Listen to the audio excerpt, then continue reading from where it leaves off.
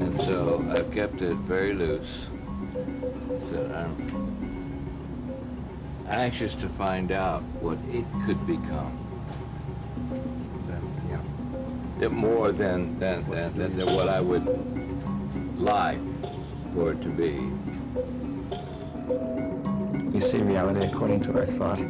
Wherever you look, it's the product of thought. Buildings, farms, airplanes, everything, pollution. And therefore, thought is constantly participating both in giving shape and form and figuration to ourselves and to the whole of reality. Right? I think reality, of course, this whole is interdependent. See, without, in order to exist something, one particular thing, see, without other factor, it cannot exist. So you see, everything related. The faster, the quicker, the people in the developed countries are taught to understand that it is really in their interest to reduce poverty in the world, the faster our planet will be able to solve that issue. How much change? For the Tibetans, the Dalai Lama is Chenrezig, the Buddha of compassion.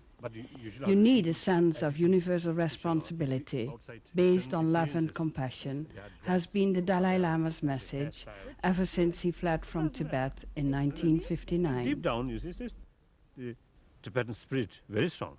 Much better. Quantum physicist and philosopher David Bohm was profoundly affected by his close contacts with both Einstein and J. Krishnamurti. Bohm's theory of wholeness and the implicate order states that there is something like life and mind enfolded in everything. You can't, on one little ball, like the Earth, isolate yourself. For influential artist Robert Rauschenberg, art is not half as interesting as life. Rauschenberg promotes international understanding and peace by exhibiting his own artworks in some of the most traveled places of the world. When not traveling, he spends his time working on the island of Captiva in Florida. I recognize the fact that if we don't, we the living people right now don't pay attention to the total world. And so what we have to do is somehow establish a society, a successful society, that would somehow educate everyone in all parts of the land so that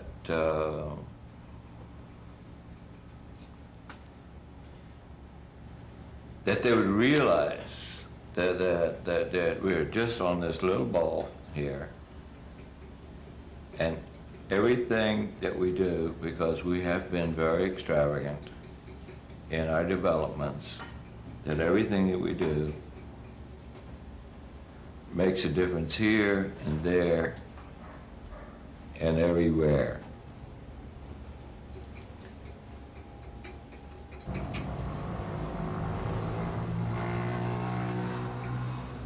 Well, you see, I think the difficulty is this fragmentation, first of all. Everybody is, all thought is broken up into bits, like this nation, this country, this industry, this profession, and so on, as they can't meet, right? And it's extremely hard to break into that.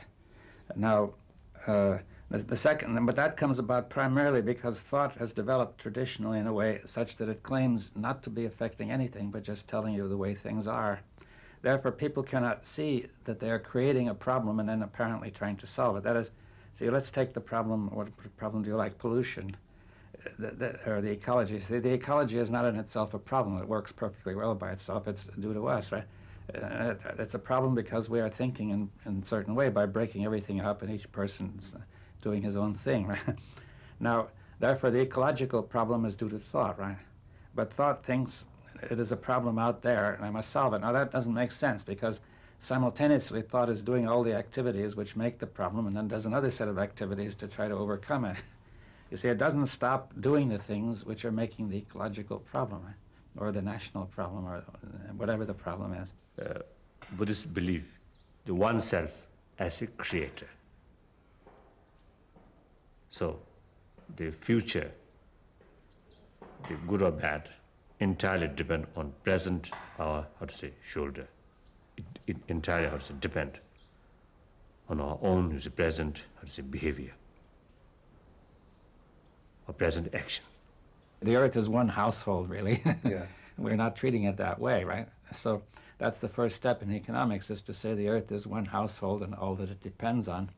It's all one, you see. So now the implicate order would help us to see that, to see everything enfolds everything.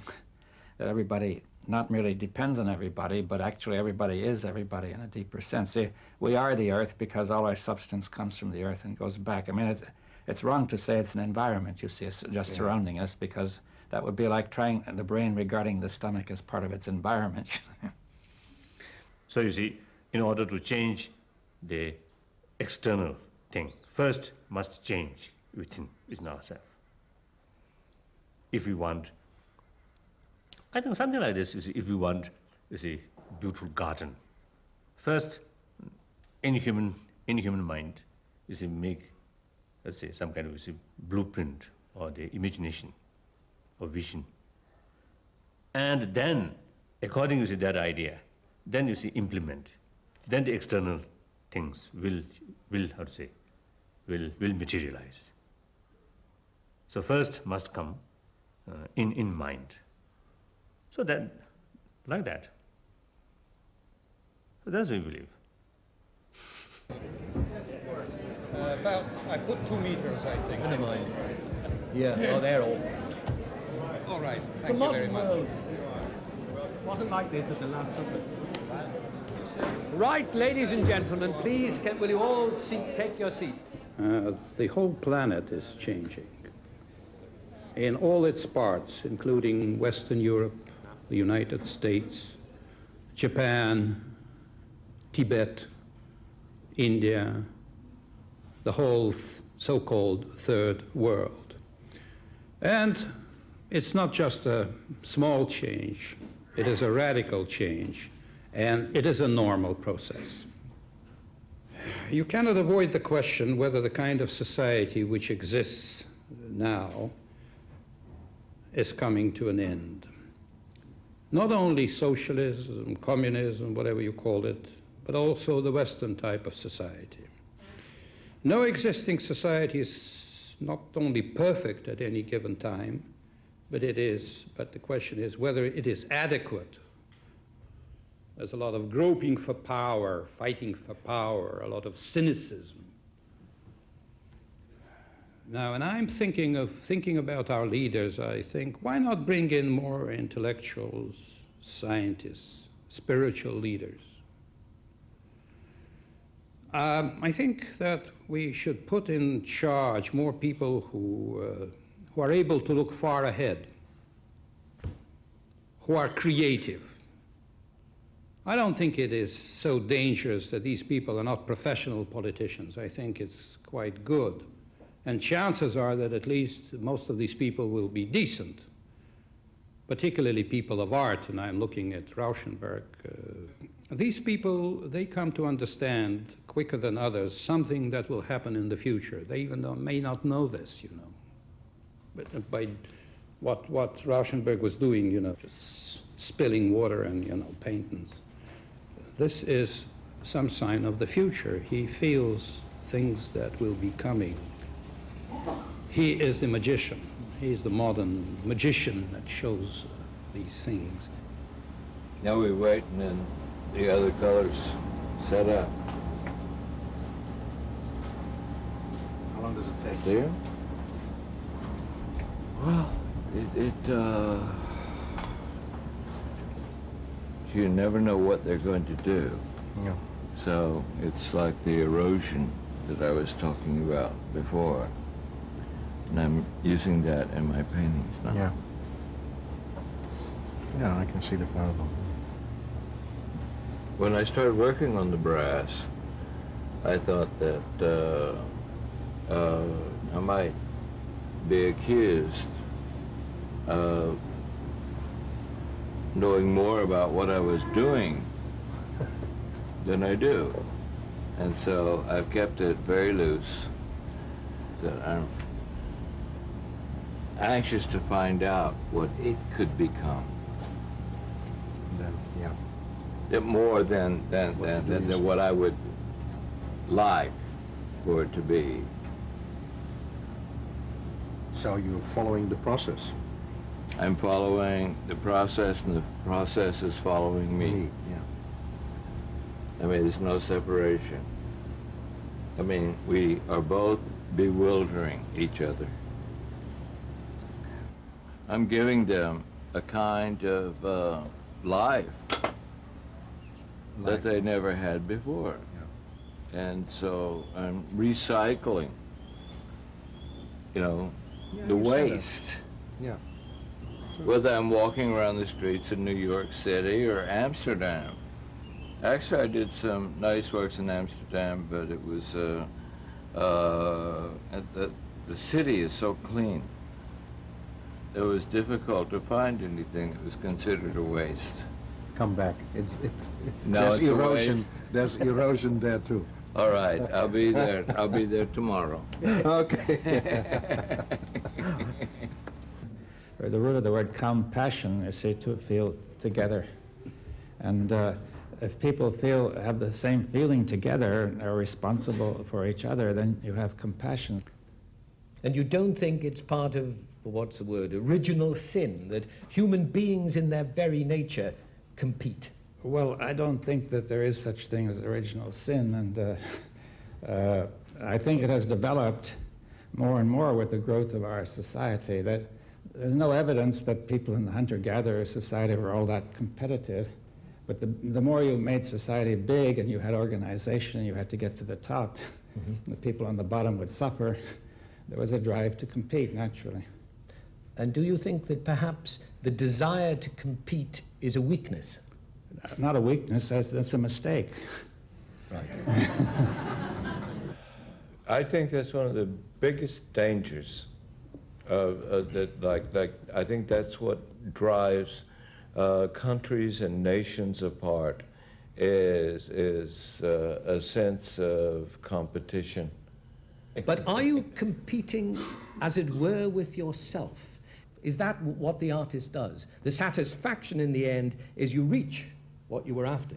No, my problem is how successfully can I change my mind again? I always feel the compassion, not just a mere sort of, the warm heart, but also, I think genuine compassion is something, there is a sense of responsibility. That's why I always trying to share my own experience. Whether they accept or not, it is something, that's something different matter, but I do feel if I explain something according to my own experience, that at least some people might get some new idea. And also, regarding relation between China and Tibet. So long, fear, the atmosphere of fear remained there, and distrust atmosphere there. Very difficult, impossible to develop mutual understanding, mutual respect, mutual trust. The time has come, their side must show the genuine conciliatory attitude. Now the best thing, first reduce their military forces and eventually create zone of peace. Then this is the best way, concrete, or how to say, the convincing attitude towards Tibetan, we trust you. Here in India, the several occasions, I'm telling people, now we should have the democratic, how to say, government while I'm alive. That practice must implement, must materialize. So, I really want to be just a simple Buddhist monk. Anyway, it's a selfish motivation. Then I got genuine freedom. I don't want to have this kind of different title. That is in my, how to say, service always available. Among Tibetan, in any human community, if I can do something, I always available. So long as my last breathing, I'm ready, wherever I can serve, including Chinese. As a human brothers and sisters. Then it's the official title as a temporal leader of Tibet, or government, head of the government, or even if it's the leader of spiritual, that kind of a title. I feel sometimes that also is another hindrance for have a closer relation with different people. Is it not a problem that war is not only an accepted part of human behavior and human history, but perhaps even an acceptable part? That going to war is one of the things that excites and delights human beings? I think that people would be ready to change now. I think the situation is changing. But there's still a residue of all this, the old feelings, and at the same time a tremendous incompetence in many ways. I would like to add that I think we should forgive the debts of the third world because they're making the situation impossible there. I mean, it's a very elementary point. And they would probably be able to take care of themselves if they didn't have to pay back all that interest. We have got to change our way of thinking. You see, that over many thousands of years, we have had a fragmentary way of thinking, of breaking everything up into nations and religions and families and people as if they were independent when they are not. You see, it's a false, incoherent way of thinking. We see reality according to our thought. And therefore thought is constantly participating both in giving shape and form and figuration to ourselves and to the whole of reality, right? Now, but thought doesn't know this. Thought is thinking that it isn't doing anything. I think this is really where the difficulty is, that we have got to see that thought is part of this reality. So the first thing we have to do in the long run is to look at our whole way of thinking, which has developed over so many thousands of years. I don't think it was the original way of thinking of the human race at all, but for many complex reasons it came about. Now, that means that people have to make they have to participate, to make a cooperative effort, to have a dialogue, a real dialogue in which we will not merely exchange opinions, but actually listen deeply to the views of other people without resistance. And we cannot do this if we hold to our own opinion and resist the other. It doesn't mean we should accept the other, but we have to be able to look at all the opinions as suspended, as it were, in front of us without carrying them out, without suppressing them.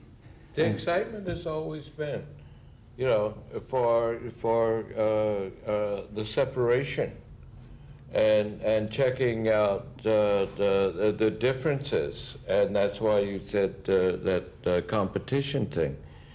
And I think that there is a new conscience of realizing that this world has its own limitations. I mean, this is not heaven.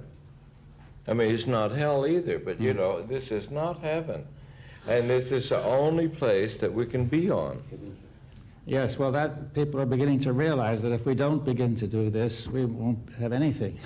I mean, we can destroy the whole thing within, say, 100 years or so. Yes, but this wholeness, this new consciousness, this wholeness, is that something that you can only glimpse, perhaps in, like, as you might have a glimpse of heaven, or is it something scientific? I mean, can you think your way through it?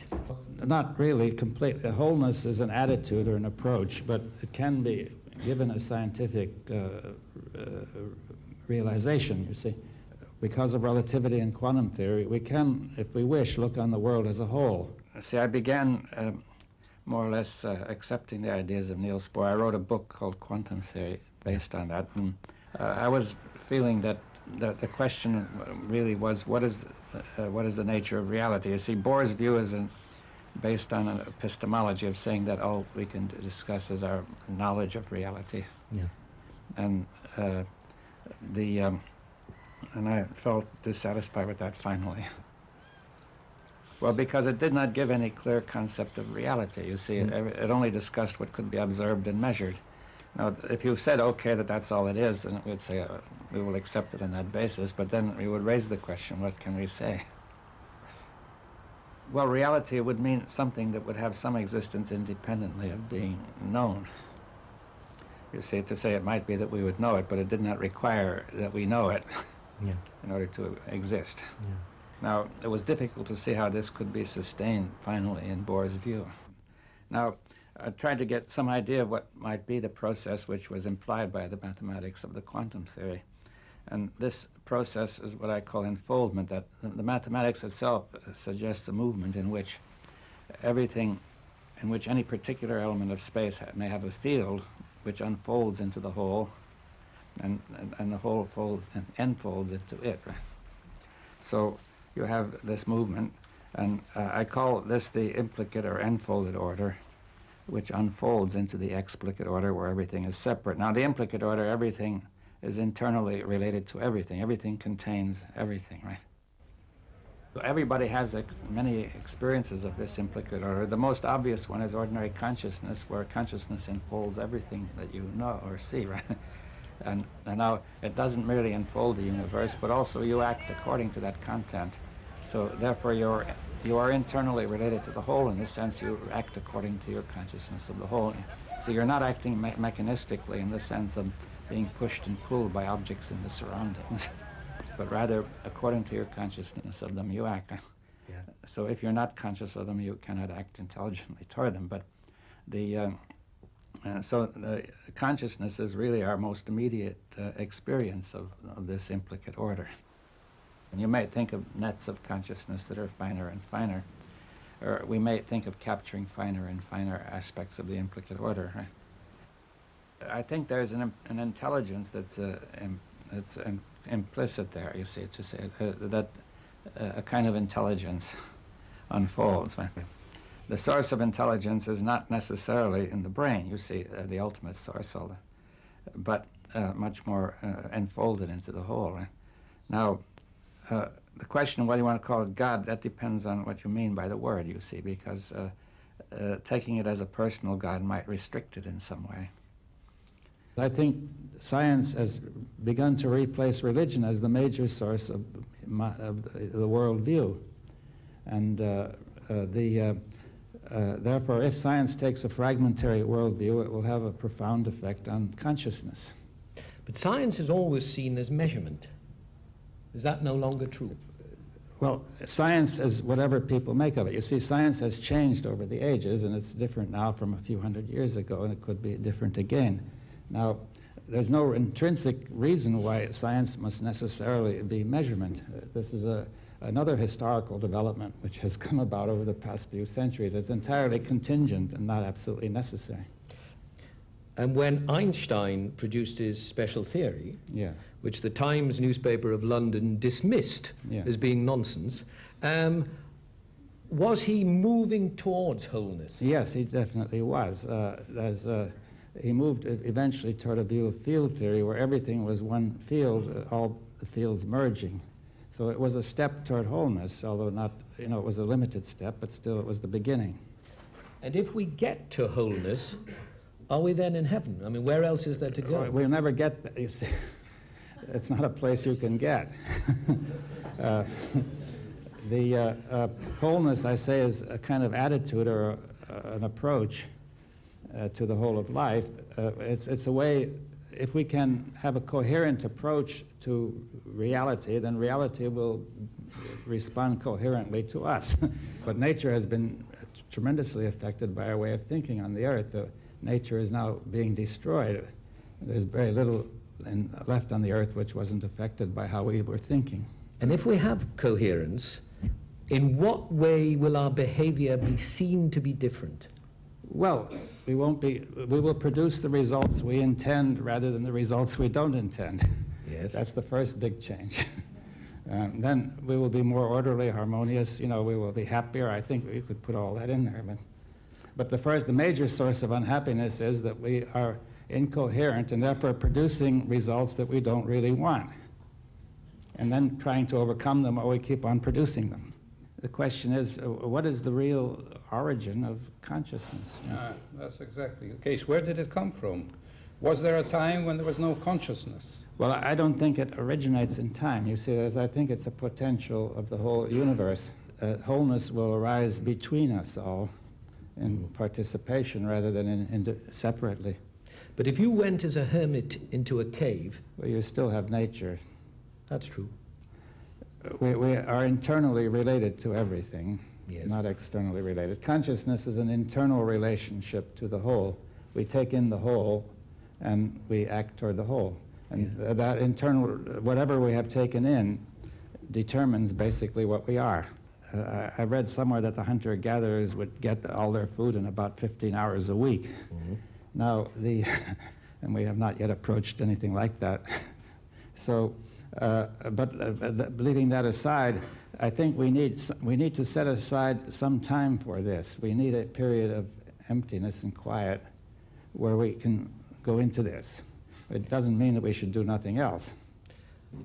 Is the creative artist, in fact, finding a way to this whole thing and to the truth without having to study the physics or the economics or anything else? Is he in his very act of creating, finding the truth?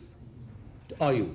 This search for this nirvana or something is making me sick. You don't want it? You don't want nirvana? You don't want to go to heaven? I love and breathe it, and nobody could pay me more to stop working, and nobody could pay me more to make me work harder. But if you... So I don't know what that is about. Good. It comes natural. I mean, if you're an artist, I mean, he's an artist, I'm an artist, and and there are many other artists here, that it's a special moment that only happens when you allow it, and you can't stop it. Apparently, nature endows people with certain people with special creative functions or ability, and it is the same in spirituality. What do you think? Is this like in the genes or something? No, I mean, it concentrates. Look, it concentrates. It's like, you have a prophet. Why is Jesus Christ a prophet? Because we don't need everything Jesus today. We got His Holiness here. Nature or consciousness or whatever, at this moment is concentrated in somebody. It's concentrated in you. It's concentrated in Bohm. In some particular way, so you don't have to think about this being equally spread around. That is not necessarily, I don't think that everybody has to be creative to be happy, at least as far as I can see. What do they have to be happy? Well, many people are just happy by existing without being poor and so on. I walk out in the streets and I suddenly realize that nobody really cares what I write or think, because most people care about other things. 99% of their life consists in being happy about very simple things. And they don't have to read my books or see your pictures or read Bohm or listen to the Dalai Lama to be happy. They know what that is, you see. They're endowed with it. But there are certain personalities through which nature moves ahead. It always has been that way. Otherwise, you just can't develop. I think actually, you see, these things very, very difficult to make, Kasure. Generalization. Mm-hmm. So there are so many different people, variety. So some people I think, by birth, you see, very easy to learn something and very creative nature, some not. And some cases, without much study, you see, the person becomes something very creative, very intelligent. Some people, I mean, I have no need to explain, isn't it? I think reality, of course, it is whole this interdependent. You see, without, you see, in order to exist something, one particular thing, you see, without other factor, it cannot exist. So you see, everything related. So, in reality and wholeness. Now another question, whether individually can realize that or not, and whether individual really necessary to achieve some higher, how to say, I think, higher state of consciousness and happier to know that reality or not. Again, depend on individual people. If, you see, in order to achieve something, in order to achieve progress, if we have to know reality, whole thing, impossible. Nobody can know the whole, the totality. That's impossible. Of course, Buddhists, you see, we believe when you get, I say, enlightenment, then suppose we know everything. But that's something different question, isn't it? But if you can't grasp, if you can't understand the totality, can you only understand a bit of it? I thought you felt that we could, somehow or other, you could grasp the totality. I didn't mean to say that. No, I know I'm putting words in your mouth. I didn't say we can grasp the totality. We can have a feeling for the whole, and we can have the attitude of not being restricted, not restricting ourselves to parts, but allowing our consciousness to be based on the whole of whatever we can experience, and turn toward the whole of reality as far as we can, and go from there to the parts. You see, saying the parts are seen within the whole, rather than begin with the parts and put them together like a machine, you see. So that is really what I meant to say. When you understand totality, you become a totalitarian. Yeah. Yes. Because you are unique then. You are unique then. No, that's the opposite. Like when you talk about grasping something, I think you're touching something that is going to vaporize and disappear and lose all of its spirituality. So what experience then can you have? You can have this, you can have this. That's all? No, there's everything that you can grasp without destroying it. Yeah.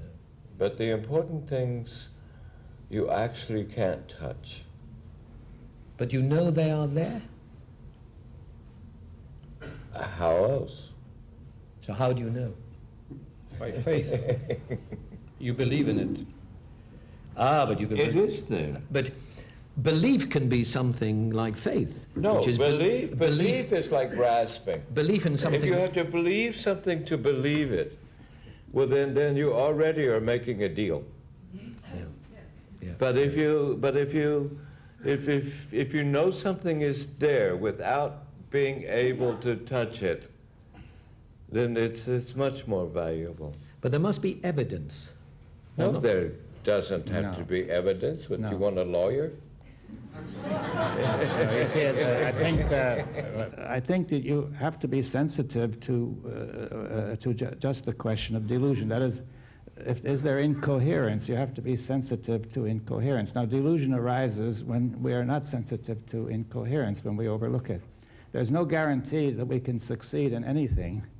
If anybody claims to have evidence, it's always limited, and you can't trust it either. So in this game, there's no guarantee at all. As we can't trust anybody to tell us what's about these things. I think that we're going in entirely the wrong direction, looking for coherence. I think that the world was not designed to make any sense whatsoever. And I think it's been very good at it. It has to be diverse and it has to be anarchic. And original. And original to each person. We have a tremendous resistance to acknowledging incoherence. People are constantly saying everything is all right. There's nothing to worry about. You know, this is all very coherent. That totalitarian regimes are constantly doing that, saying everything is wonderful. That's the key point, to attend to incoherence, first acknowledge it and then begin to do something about it. It has to go in waves, I must say. It has to go in waves, you know. There's a time... Everything is in waves, he says. No, I said there's a time for anarchy and there's a time for order.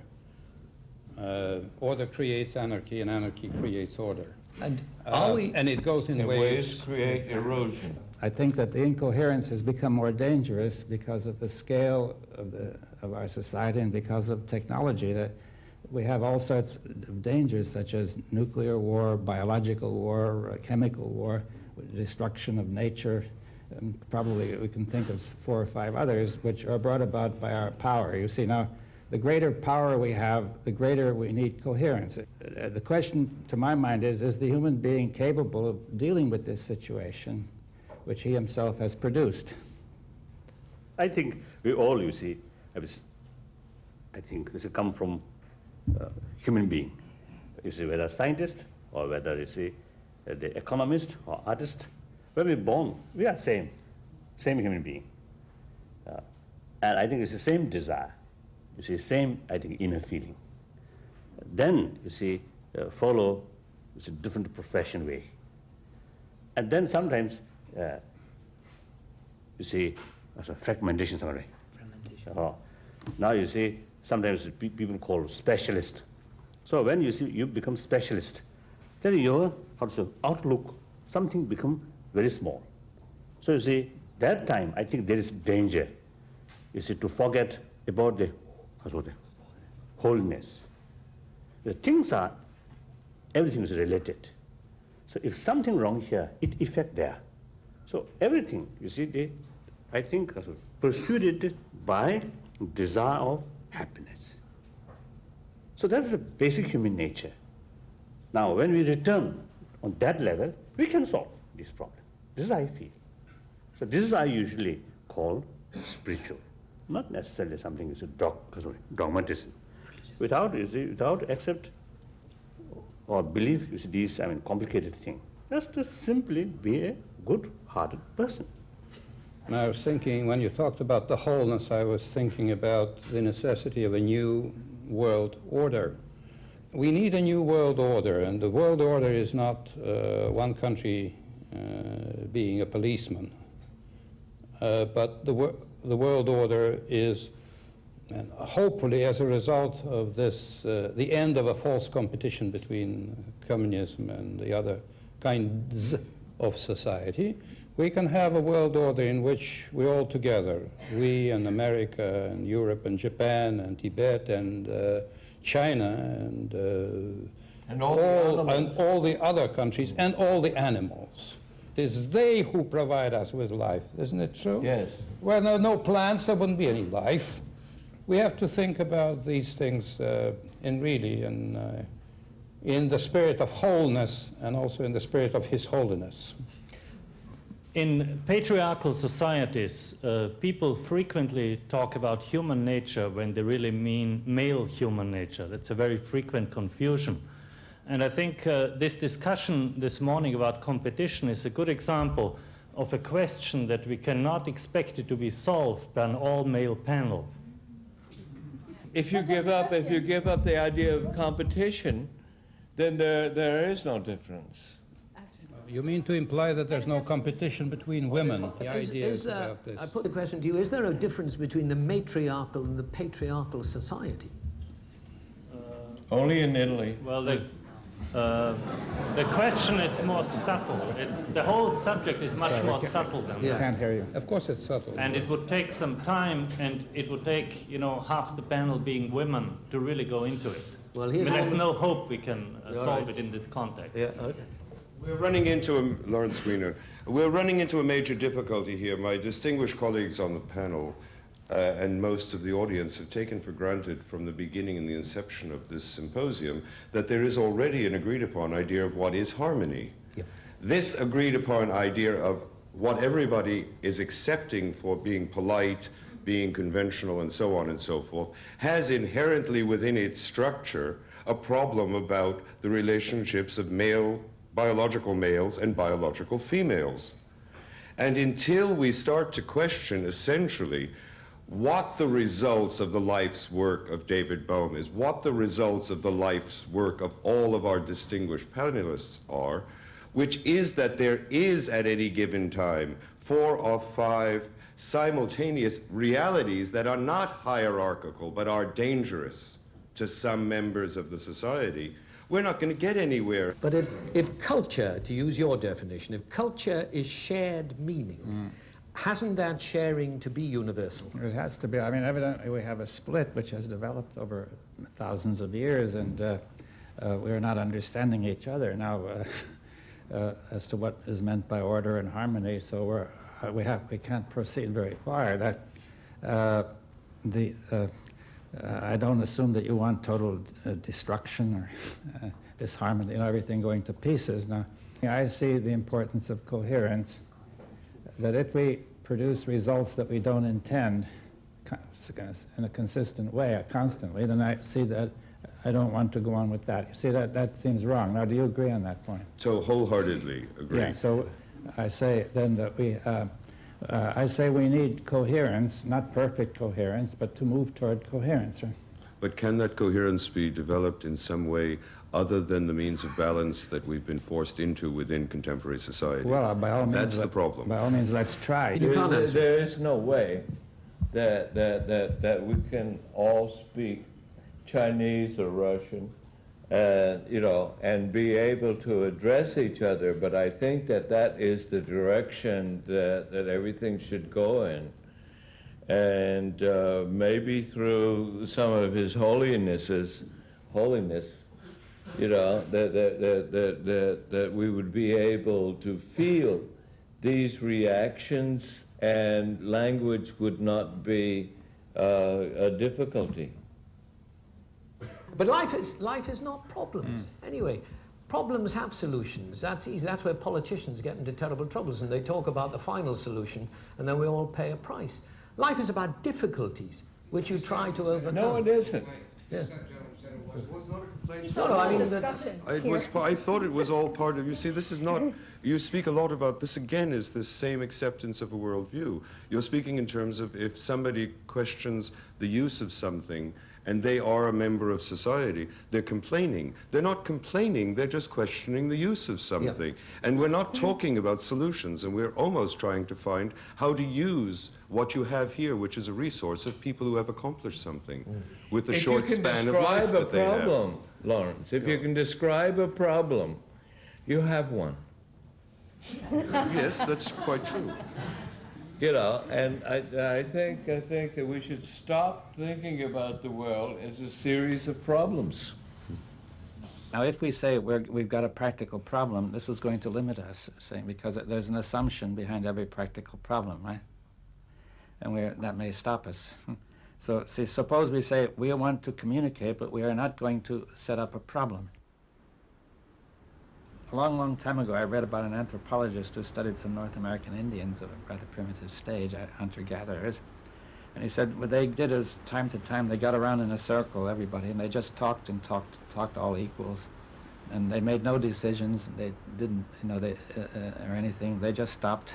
Then everybody seemed to know what to do, right? You see, it's clear what happened, that they, by doing this constantly, they understood each other.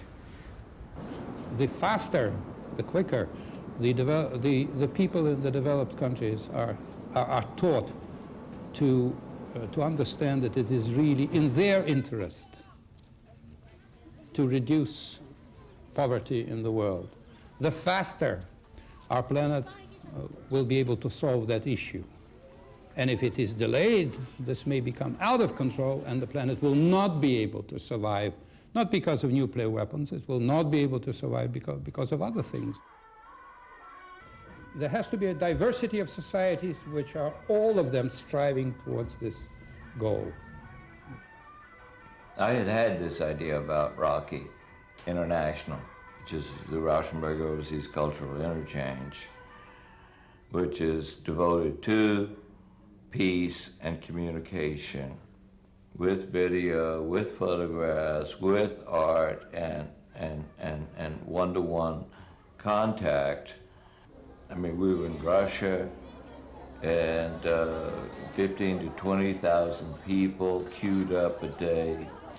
We were in Tibet, an extraordinary event, something that they had never seen. It was the first exhibition in Tibet. In China, we had the entire National Museum. Art is communication.